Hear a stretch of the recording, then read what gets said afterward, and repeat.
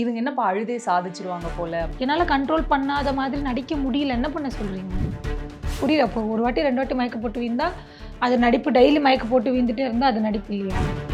மயக்கத்தை சாக்கா வச்சுக்கிட்டு ஏதாவது டாஸ்க் ரம்யா ஆடாமல் இருந்தேனா? இல்லை எல்லா டாஸ்க்கும் ஆடிட்டு தானே இருந்தேன். அப்படி இருக்கும்போது ஏன் அப்படி பேசுகிறீங்க? இப்போ ஒருத்தங்க வீழ்றாங்கன்னா அது ட்ராமா தான் அப்படின்னா நான் வந்த 70 நாளும் மயக்க போட்டு வீழ்ந்த சாதிச்சிருப்பேன் இல்லையா? உங்களுக்கு தோன்றதை நீங்கள் சொல்லக்கூடாதுல்ல வெளில இருந்து. உங்களுக்கு என்ன பிரச்சனை, உங்களுக்கு என்ன நடக்குது உள்ள, அதெல்லாமே நீங்கள் தெரிஞ்சுட்டு சொன்னால் அது நல்லா இருக்கும்ல. பார்வதி கம்ருதீன் தான் உண்டு, தான் லைஃப் உண்டு, தான் ரூல்ஸ் அப்படின்ற மாதிரியே இருக்காங்க. இந்த மாதிரி பர்சன்ஸ்க்கெல்லாம் என்ன சொல்றது? அது லவ் தானா அப்படின்ற மாதிரி தான் இருக்கு. அது ஒரு லவ்வுக்கு கீழே ஃப்ரெண்டுக்கு மேலேன்னு சொன்னாங்க. ரவீன்ராஜ் நல்ல பிளேயர், அவரை விட்டுருக்கலாமே உள்ள திருப்பி. பிரஜன் நல்லா ப்ளே பண்ணார், அவரை வெளில எடுக்காம இருந்திருக்கலாமே. மக்கள் நீங்க எல்லாரும் சொல்றீங்க அவங்க இப்படி பண்றாங்க அப்படி, அப்புறம் எதுக்கு அவங்களுக்கு சப்போர்ட் பண்றீங்க? சாண்ட்ரா அண்ட் திவ்யாலாம் வந்து ஒரு மாதிரி கோல்டு வார் போய்கிட்டே இருக்கு. அது இப்போ எந்த ஒரு டாஸ்க் வந்தாலும் திவ்யாவுக்கு யாருமே இல்லையோ, அந்த மாதிரி வரும்போது பிரஜன் அண்ணா ஒவ்வொரு இடத்துலையும் வந்து நான் இருக்கேன். This is Deepika from Red Knoll. இன்னைக்கு நம்மளோட ரம்யா இருக்காங்க. வணக்கம். வணக்கம். எப்படி இருக்கீங்க? நல்லா இருக்கு. அது நல்லா இருக்கேன் ஒரு மாதிரி சொல்றீங்க. வெளில வந்த அப்புறமா எல்லாம் பார்த்து அந்த அளவுக்கு சந்தோஷமாயிட்டேன். இல்லை, நீங்கள் ஆல்ரெடி சொன்னீங்க ஒரு மாதிரி மிக்சடாக தான் இருக்குது. ஒரு பக்கம் வந்து உங்களுக்கான சப்போர்ட்டும் இருக்குது, இன்னொரு பக்கம் வந்து இந்த நெகட்டிவ் கமெண்ட்ஸ்லாம் வந்து நிறைய இருக்குது அப்படின்ட்டு. இனிஷியலாக அந்த வெளில வந்த உடனே அப்படியே ஒரு மாதிரி ஓவர்வெல்மிங்காக இருக்கும்ல நிறைய விஷயங்கள். என்னடா அப்படியே போட்டு திணிக்கிறாங்களே அப்படின்ட்டு. ஸோ அந்த நல்ல விஷயங்கள் கெட்ட விஷயங்கள் எல்லாமே சேர்ந்து எப்படி இருக்குது உங்களுக்கு? எனக்கு வந்து ஒரு 70% நல்ல விஷயமா இருக்கு. என்னோட இதில் சொல்கிறேன். என்னோட இன்ஸ்டாவில் நான் பார்க்கும்போது ஒரு 70% எனக்கு நல்லதாக இருக்குது. ஒரு 30% எனக்கு நெகட்டிவாக இருக்குது. நான் வந்து எனக்கு எது வேணும் அதை மட்டும் எடுத்துக்கிட்டு, எனக்கு எது வேணாம் அதை நான் விட்டுறணும்னு நினைக்கிறேன். எனக்கு ரொம்ப ஹர்ட் ஆன ஒரு விஷயம் என்னென்னா, நான் வந்து கனியை நார்மலாக ஒரு ஃப்ரெண்டாக நடிக்காத பட்சா தெரியுது. அந்த ஒரு விஷயத்த நான் நார்மலாக சொன்னதை இதை வேறு மாதிரி ப்ரொஜெக்ட் பண்ணி ஆளாளுக்கு பண்ணுறது, அது என்ன ரொம்ப இப்படி இங்கே இருக்கிற மாதிரி எனக்கு தோணுது. அஃப்கோர்ஸ். அப்போது நீங்களே சொல்லிட்டீங்க. அப்போது பேசிட்டீங்களா? லைக் ஏதோ சான்ஸ் கிடச்சா அவங்க சிஸ்டர் கிட்ட பேசுனீங்களா? ஏதோ நிறைய ஸ்டோரி போட்டிருந்தாங்க. நான் டிஎம் பண்ணியிருந்தேன். அவங்க ஸ்டோரி போட்டு யாரும் எனக்கு ஸ்க்ரீன்ஷாட் அனுப்பிச்சாங்க. அது நான் அவங்களுக்கு டிஎம் பண்ணேன். ஒரு இவ்வளோ பெரிய மெசேஜ் நான் அனுப்பிச்சுட்டே இருந்தேன். பட் அவங்க எதுக்கும் ரெஸ்பான்ஸ் பண்ணல. ஸோ இதுக்கப்புறம் பார்த்தாங்களா அவங்க? பார்க்கவே இல்லை. ஓகே. நான் அனுப்பிச்சேன், அவங்க பார்க்கல அதை. ஸோ அதுக்கப்புறமா எனக்கு ஃபோர்ஸ் பண்ண விருப்பம் இல்லை. நான் எந்த அர்த்தத்தில் சொன்னேன்னு கனிக்கு நல்லா தெரியும்.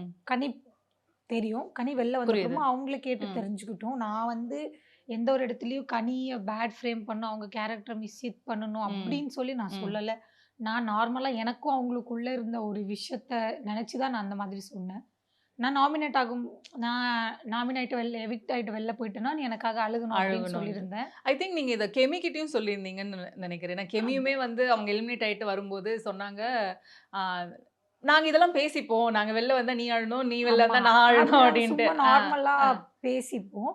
ஸோ நான் அப்படி கனிக்கிட்ட சொல்லியிருந்தேன், நான் வெளில போகும்போது நீங்க எனக்காக அழுகணும், ஒரு அழுகலைன்னா நான் கிள்ளி விட்டுருவேன் அப்படின்னு சொல்லியிருந்தேன். ஸோ நான் வெளியில வரும்போது கனி என்னை கட்டி பிடிச்சாங்க. நான் கனிக்கிட்ட சொன்னேன், நான் அழுகாம போகணும்னு நினைக்கிறேன், ப்ளீஸ் அழகாத அப்படின்னு நான் சொல்றேன். சொல்லிட்டு நான் ஸ்டேஜுக்கு வந்துடுறேன். அவங்க அழுகலை. ஸ்டேஜுக்கு வந்த அப்புறமா அவங்க ஃபேஸை ஸ்க்ரீனில் ஜூம் பண்ணும்போது அவங்க கண்ணில் தண்ணி இருந்தது. அதுக்கு நான் சொன்னேன், ஏய் நடிக்காத பச்சையா தெரியுது அப்படின்னு சொன்னேன். அது சொன்ன அப்புறம் கனி எனக்கு உன்னை ரொம்ப பிடிக்கும், நீ வெளில வா நம்ம மீட் பண்ணலாம் அப்படின்னு சொன்னேன். அதுக்கு கனி சொன்னாங்க, கண்டிப்பாக நான் வரேன், நீ எஃபெக்ட் போடலன்னா கூட நான் உன்னை மீட் பண்ணுறதுக்கு எஃபெக்ட் போடுவேன் அப்படின்னு சொன்னாங்க. அந்த மாதிரி நான் பேடாக சொல்லியிருந்தேன், அவங்க அந்த வார்த்தையை ரிட்டர்ன் சொல்லியிருக்க மாட்டாங்க. ஸோ நான் அந்த மாதிரி பேடாக சொல்லலை. பட் அது ரொம்ப பேடாக சொல்கிறாங்க, அந்த அர்த்தத்தில் நான் சொல்லலை. எனக்கு கனியை ரொம்ப பிடிக்கும். நான் கண்டிப்பாக அந்த அர்த்தத்தில் சொல்லலை. அதை நான் அவங்க தங்கச்சிக்கு ப்ரூவ் பண்ணணும்னு டிஎம் பண்ண அவங்க பார்க்கல. நீங்கள் வந்து நிறைய இடத்துல வந்து ஒரு மாதிரி அன்பு தேடி போயிருந்துருக்கீங்க அப்படின்ட்டு தெரியுது. அஃப்கோர்ஸ் உங்களோட கேம் பிளேலாம் ஒரு பக்கம் இருந்தாலுமே கனி மேலே ஒரு தனி அன்பு இருந்தது, சபரி மேலே ஒரு தனி அன்பு இருந்தது. அந்த அன்புக்காக ஏங்குறவங்க வந்து ஒரு வகையில் கேம் பிளேலேயே எதான டிசப்பாயிண்ட் ஆயிருக்கு அப்படின்னு நீங்கள் எதனா ஃபீல் பண்ணியிருக்கீங்களா? எனக்கு நான் அவங்கள ஒதுக்கி வைக்கிறதுக்கு முன்னாடி வரைக்கும் ஒரு நாள் கூட என்னால் அவங்க கேம் அஃபெண்ட் ஆகுதோ, அவங்களால என்னோட கேம் அஃபெண்ட் ஆகுதா அப்படின்னு கேட்டால் 2 பேரும் இல்லைன்னு தான் சொல்லுவோம். ஏன்னா அந்த மாதிரி எங்களுக்கு ஃபீல் ஆனதே கிடையாது. உள்ள இருக்கிற வேற கண்டெஸ்டன்ட்டு, வைல்ட் கார்ட் என்ட்ரில வந்தவங்க, ஃபேமிலில, பிக் பாஸ் எல்லாரும் சொல்லும்போது, ஒருவேளை வெளியில அப்படி ப்ரொஜெக்ட் ஆகுதோ, ம். குரூப்பிசம் அந்த மாரி ஒரு ப்ரொஜெக்ட் ஆகுதோ, ம். அப்படின்னு சொல்லி நானா வீட்ல எல்லாம் பேசினேன். அப்புறம் அவங்க வீட்லயும் அப்படிதான் பேசினாங்க. இவங்க வீட்லயும் அப்படிதான் பேசினாங்க. என் வீட்லயும் அப்படியே பேசினாங்க. ம். ஸோ 3 பேரும் உட்காந்து, "இது வேணாம். நம்ம வெளியில வந்து பார்த்துக்கலாம்." இப்படி சொல்றாங்கன்னா, அப்போ நம்ம தனியா இருந்துக்கலாம், பேச வேணாம் அப்படின்னு நம்ம 3 பேர் பேசி தான் ஒரு முடிவு எடுத்தோம். 3 ம். பேருக்கும் அதுல விருப்பம் இருந்து தான் அந்த முடிவு எடுத்தோம். சபரி கூட சொன்னாங்க, "நான் கண்டிப்பா புரிஞ்சுக்கிறேன். அப்படி நான் புரிஞ்சுக்கலன்னா, இவ்வளோ நாள் நான் உனக்கு அண்ணனா இருந்ததுக்கு அர்த்தமே இல்ல." அப்படின்னுலாம் சொன்னாங்க. ஸோ எங்களுக்குள்ள ஒரு அண்டர்ஸ்டாண்டிங்ல தான் நாங்க பிரிஞ்சோம். அத வேற மாதிரி சொல்றாங்க. லைக் கேமுக்காக யூஸ் பண்ணிக்கிட்டாங்க இவ்வளோ நாள். ம். அந்த மாரி கிடையாது. ம். கிடையவே கிடையாது அந்த மாதிரி. ஒரு பக்கம் இப்போ வெளியில ஒரு மாரி வேற மாரி ப்ராஜெக்ட் ஆகுது. உள்ள நீங்க எப்படி இருக்கீங்க அப்படின்னு தெரியும். பட் ஆனா இப்ப இந்த வெளியில வந்து நெறைய கமெண்ட்ஸ் அப்படின்ட்டுலாம் வந்து நெறையவே பார்த்துட்டுருக்கோம். அதுல வந்து ஒரு சில கமெண்ட்லாம் வந்து இவங்க என்னப்பா அழுதே சாதிச்சுருவாங்க போல அப்படின்ட்டு இது ஒண்ணு. இன்னொன்னு வந்து உங்களுக்கு ஹெல்த் இஷ்யூஸ் இருக்கு. அடிக்கடி மயக்கம் வருது. நீங்க நெறைய ஸ்டேஜ் ப்ரோகிராம் பண்ணும்போதே மயங்கிலாம் விழுந்திருக்கீங்க. பட் ஆனா நோபடி இஸ் காட் ஐடியா அது நீங்க என்னன்னு சொல்றது? அது உங்களுக்கு ரியாலிட்டிலயே ஹெல்த் இஷ்யூ இருக்கு அப்டின்ட்டு. அதுவுமே ட்ராமா அப்டின்னு மாரிலாம் சொல்றாங்கல்ல. இப்ப நீங்க சொன்ன மாரி தான் ம். உங்ககிட்ட நான் சொல்லல. நான் ம். ஆல்ரெடி ஸ்டேஜ்ல எல்லாம் வீழ்ந்திருக்கேன் ம். அப்படின்னு. பட் அது உங்களுக்கு தெரிஞ்சிருக்கு. ம். ஸோ இந்த மாரி நெறைய பேருக்கு இது தெரியும். என்ன அந்த ஆடல் பாடல் ஃபீல்டுல பொறுத்தவரைக்கும் நெறைய பேருக்கு தெரியும். ஏன்னா நான் ஒரு 2 வாட்டி ஸ்டேஜ்லயே ஆடும்போதே ம். வீழ்ந்திருக்கேன். ம். அது என்னோட ஸ்ட்ரெஸ்ஸுனால. நான் ரொம்ப டென்ஷன் ஆயிட்டேன்னா, நான் ரொம்ப அழுதேன்னா எனக்கு மயக்கம் வரும். ம். இது வந்து வெளியில இருக்கும்போதே எனக்கு இருந்திருக்கு. ஸோ நான் உள்ள போன அப்புறம் ஒரு 2 வாட்டி அது ரொம்ப என்னோட ஸ்டோரி எல்லாம் சொல்லி, நான் உள்ள அடுக்கி வச்சிருந்த சீக்ரெட் எல்லாம் நான் வெளில சொல்லி நான் ரொம்ப டிப்ரஷனுக்கு போயிட்டேன். எனக்கு லோ பிபி ஆயிருச்சு. நான் மயக்கம் போட்டு ம். விழுந்தேன். அது வந்து ட்ராமான்னு சொல்ற அளவுக்கு பெரிய விஷயம் கிடையாது. ம். இப்போ ஒருத்தங்க வீழ்றாங்கன்னா, அது ட்ராமா தான் அப்டின்னா, நான் வந்த 70 நாளும் மயக்கம் போட்டு வீழ்ந்தா சாதிச்சிருப்பேன் இல்லையா? ம். அப்படி கிடையாதுல்ல. ஒரு ஒரு 70 நாள்ல 2 வாட்டி மயக்கம் விழுந்துட்டாங்கன்னா, எப்போ பாரு மயக்கம் வரணும், எப்போ பாரு எப்போ எனக்கு புரியல. அப்போ 1 வாட்டி 2 வாட்டி மயக்கம் போட்டு விழுந்தா, அது நடிப்பு. டெய்லி மயக்கம் போட்டு விழுந்துட்டே இருந்தா, அது நடிப்பு இல்லையா? புரியுது. மயக்கத்த சாக்கா வச்சுக்கிட்டு ஏதாவது டாஸ்க் ரம்யா ஆடாம ம். இருந்தேனா? இல்லல்ல. ம். எல்லா டாஸ்க்கும் ஆடிட்டு தானே இருந்தேன். அப்படி இருக்கும்போது ஏன் அப்படி பேசுறீங்க? நீங்க பார்த்திருப்பீங்க ஸ்டார்ட்டிங் ஒரு 4th வீக் வரைக்கும் நான் அழுகாம இருந்தேன். ம். ஏன்னா, என்னால அப்போ கண்ட்ரோல் பண்ண முடியும். என்னால எவ்ளோ கண்ட்ரோல் பண்ண முடியுமோ, அவ்ளோ நான் கண்ட்ரோல் பண்ணேன். என்னால கண்ட்ரோல் பண்ணாத மாதிரி நடிக்க முடியல. என்ன பண்ண சொல்றீங்க? எனக்கு அழுக வந்தா அழுகுறேன். நான் ஒரு வாட்டி ரொம்ப டிப்ரஷன் போயிட்டேன். நான் ரொம்ப அழுதேன். பிக் பாஸ் கிட்ட நான் கன்ஃபென்ஷன் ரூம்ல வந்து பேசும்போது பிக் பாஸ் சொன்னாரு, "அழுகுறது வீக்னஸ் கிடையாது ரம்யா. உங்களுக்கு அழுக வந்தா நீங்க அழுங்கன்னு" சொன்னாங்க. அவரே அத சொன்ன அப்புறமா எனக்கு அழுக வந்தா நான் அழுகுறேன். அதுல என்ன தப்பு ம். இருக்கு? ம். ம். ம். அழுதுட்டே சாதிச்சுட்டேன்னா, அப்போனா நான் இன்னும் அழுதுட்டே 100 நாள் இருந்திருக்கலாம்ல. புரியுது. உங்களுக்கு தோன்றத நீங்க சொல்லக்கூடாதுல்ல வெளில இருந்து. அந்த இடத்துல இருந்து அவங்களோட பாயிண்ட் ஆஃப் வியூல இருந்து அவங்களுக்கு என்ன பிரச்சனை, அவங்களுக்கு என்ன நடக்குது உள்ள, அது எல்லாமே நீங்க தெரிஞ்சுட்டு சொன்னா அது நல்லா இருக்கும்ல. இப்போ நீங்க பேசினத வச்சே தெரியுது. லைக் ரொம்ப ஒரு எமோஷனலி இன்க்ளைன்ட் பெர்சன் இருக்கும்போது, டக்குன்னு பர்ஸ்ட் அவுட் ஆறீங்க. அந்த மாரி தான் வந்து அன்னைக்கு பர்ஸ்ட் அவுட் ஆயிட்டு, ஆ கதவெல்லாம் தொறந்து வச்சுட்டு, ஒரு வேள வெளில வெளில போயிடுங்க அப்படின்னு ஈஸியா சொல்லியிருக்கலாம். ஆனா, அ கதவு தொறந்துட்டாங்க அப்படின்ட்டு. அந்த மாரி ஒரு சிச்சுவேஷன்ல உங்கள எப்படி ஹேண்டில் பண்ணீங்க? நான் வந்து சந்தோஷமா இருக்கணும், நல்லா இருக்கணும், என் லைஃப் மாறணும், நான் நிம்மதியா இருக்கணும், ம். எனக்கு ஆசைப்பட்டது கிடைக்கணும், அப்படின்னு சொல்லி தான் நான் பிக் பாஸ் வீட்டுக்குள்ள போனேன். ஆனா, அங்க நானே சந்தோஷமா இல்ல. நான் ரொம்ப வர வர ரொம்ப எமோஷனல் ஆகுறேன். நான் ரொம்ப என்ன நானே கஷ்டப்படுத்துறேனோ, எனக்கான இடம் இது இல்லையோ, ம். அப்படி இருக்கும்போது என்னால ஒரு கட்டத்துக்கு மேல முடியல.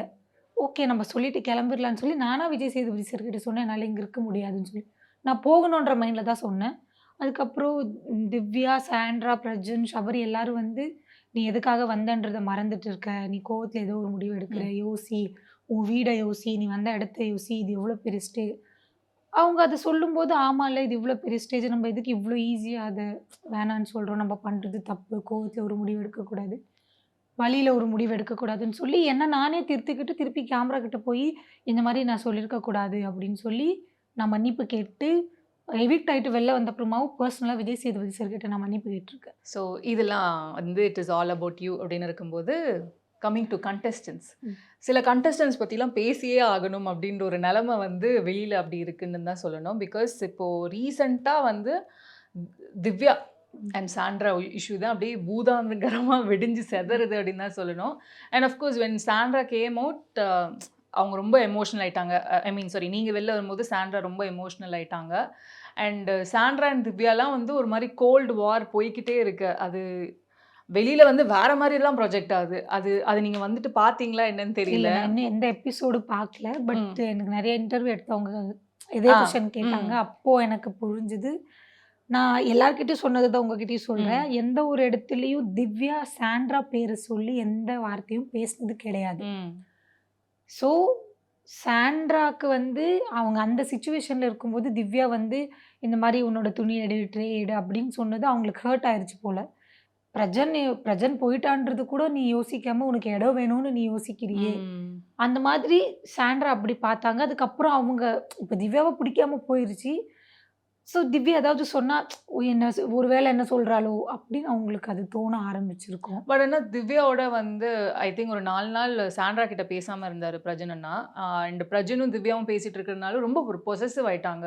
ஸோ அவங்க 2 பேரும் பழகுறதே வந்து ஒரு மாரி வேற மாரி ப்ரொஜெக்ட் ஆயிட்டு இருந்தது வெளியில. அத எப்படி நீங்க இல்ல, பார்த்தீங்க? இல்ல. கண்டிப்பா கிடையாது. பிரஜன் அண்ணா வந்து திவ்யாவ ஒரு நல்ல தங்கச்சியா தான் ம். பார்த்தாங்க. என்ன பொறுத்தவரைக்கும் அதுவே எந்த சிச்சுவேஷன் நீங்க சொல்றீங்கன்னு எனக்கு தெரியல. ம். பட் இல்ல அது உள் நடுவுல ஒரு டிஸ்கஷன் சாண்ட்ரா அண்ட் பார்வதியே வந்து அப்ப அது இருந்தது. எனக்கு தெரியாது. ஓகே. ம். நான் உள்ள இருந்து பார்த்த வரைக்கும், திவ்யா, பிரஜன், சாண்ட்ரா 3 பேரும் ஒரு நல்ல ஒரு பாண்ட்ல இருந்தாங்க. ம்.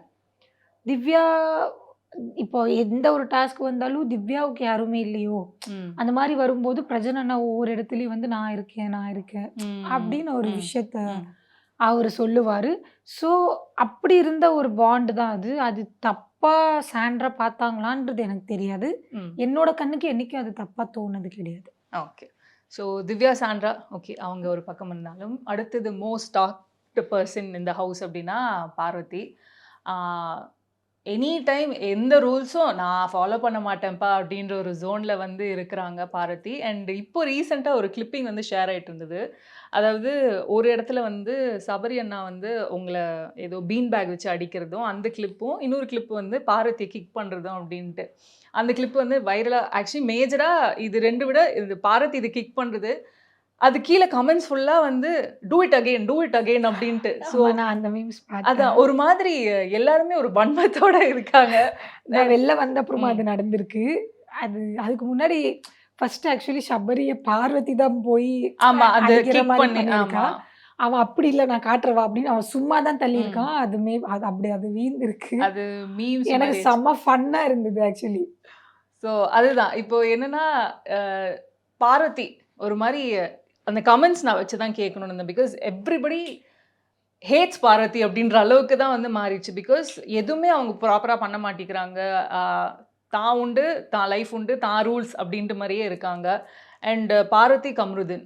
ஐ மீன் சொல்லிக்கிட்டே போலாம். இனிஷியல் ஸ்டேஜஸ்லேருந்து ஒரு டே ஃபர்ஸ்ட் வீக்லேருந்து வார்னிங்கா குடுத்து, குடுத்து, குடுத்து அ அட் கடைசியில நீங்க தான் வந்து பனிஷ் ஆனீங்க. மத்த கண்டஸ்டன்ட்ஸ் பனிஷ் ஆனீங்க. அப்ப கூட வந்து ஆக்டிவிட்டி ஏரியால கிஸ்லாம் பண்ணிக்கிட்டாங்க அப்டின்ற மாரிலாம் வந்து நெறைய ஃபுட்டேஜ்லாம் வந்து ஸ்ப்ரெட் ஆச்சு. சீசன்ல எல்லா சீசன்ஸ்லயும் இந்த சீசன் தான் வந்து ஒரு மாரி 18+ போய்க்கிட்டு இருக்கோ! அப்டின்ற மாரிலாம் நெறைய கமெண்ட்ஸ் வருதுல்ல. நம்ப ஒரு விஷயத்த ஒருத்தவங்களுக்கு சொல்ல தான் முடியும். ம். நான் பர்சனலா அவங்க 2 பேர்கிட்டயும் நெறைய வாட்டி சொல்லியிருக்கேன். இந்த வீட்ல எதுவும் வேணாம், வெளில போய் வச்சுக்கோங்கன்னு. ஸோ அவங்க அத கேட்காம அந்த மாதிரி எல்லாம் பண்றாங்கன்னா, என்ன சொல்றது? இத்தன கேமரா இருக்கு, இத்தன கோடி பேர் மக்கள் பார்க்குறாங்க, வெளில ஃபேமிலி இருக்கு. நம்ம வெளில போனா இது எப்படி இருக்கும்? இது வந்து கிட்ஸ் பார்க்குற ஷோ. இதெல்லாம் நம்ம பண்ணலாமா? வேணாமான்றது அவங்களுக்கே அது இருக்கணும். ஒருத்தவங்க சொல்லி அது வரணும்னு கிடையாது.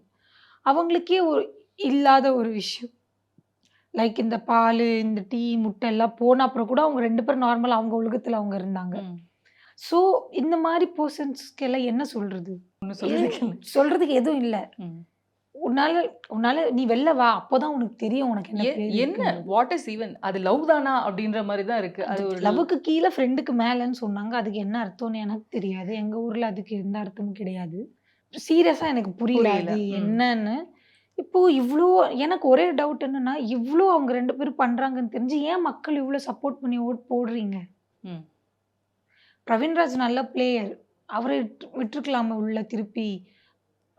பிரஜன் நல்லா ப்ளே பண்ணாரு. அவர வெளில எடுக்காம இருந்திருக்கலாமே! ம். இவ்ளோ இப்படி பண்றவங்க இன்னும் ஸ்டில் நெறைய ஓட்ஸ் வாங்கி உள்ள இருக்காங்களே!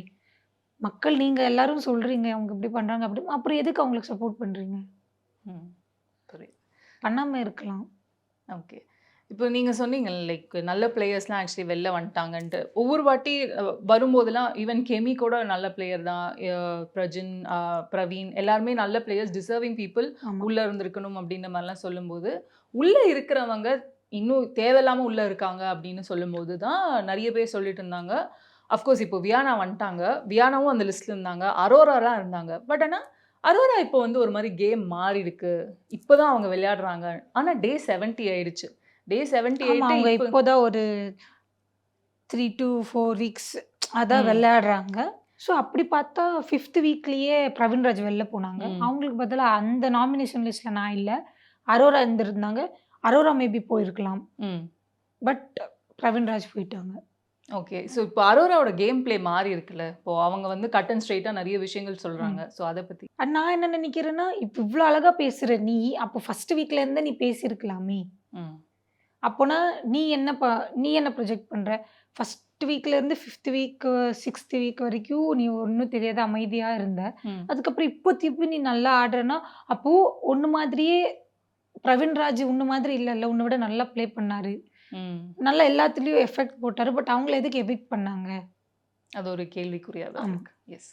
ஸோ டிசர்விங் இருக்கிறவங்க வெளில வந்திருக்காங்க. அன்டிசர்விங்லாம் உள்ள இருக்காங்க. இந்த மாரி நெறைய டாக்ஸ் போயிட்டு இருந்தாலுமே, டே 70 கிட்ட வரும்போது எல்லாருக்குமே ஒரே டவுட்டு யார் வின் பண்ணுவாங்கன்ட்டு. ஏன்னா ஜென்ரலா when the game is finishing ஒரு மாதிரி இவங்க வின் பண்ணிடுவாங்கப்பா அப்படின்ற ஒரு ஜோன் வந்துரும். ஒரு அட்லீஸ்ட் ஒரு 1 மந்த்க்கு முன்னாடியே வந்து ஒரு மாரி தெரிஞ்சிரும். இப்ப யாருமே ஒரு மாரி டிசர்விங்கே இல்லப்பா அப்படின்ற அளவுக்கு தான் கமெண்ட்ஸ் வருது. நான் வெளில வந்த அப்புறமா ம். இந்த ஒரு 2 நாள்ல நான் இன்ஸ்டால பார்த்தத வச்சு மட்டும் தான் சொல்றேன். நான் எந்த ஒரு எபிசோடு பார்க்கல ம். இன்னும்.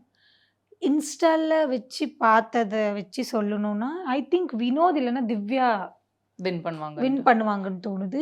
இல்ல நார்மலா நீ சொல்லு. உனக்கு யாரு வின் ம். ஆகணும் அப்படின்னு என்ன கேட்டீங்கன்னா, சபரி இல்லன்னா கனி வின் பண்ணா நல்லா இருக்கும்னு தோணுது. ஏன் எதனால?